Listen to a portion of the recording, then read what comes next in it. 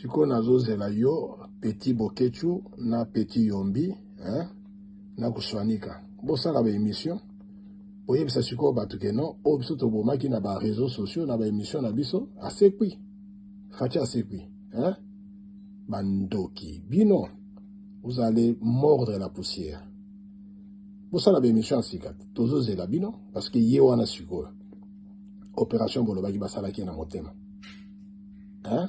akufaki alamuki asekwi soni na bino bokoyina moto ti na maladi ti na liwa.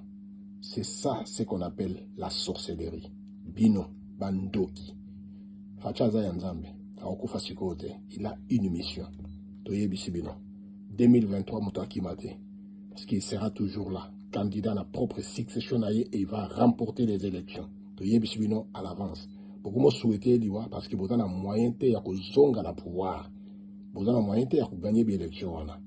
Des malheureux. Beaucoup yoke loko. Bino, tozana bino.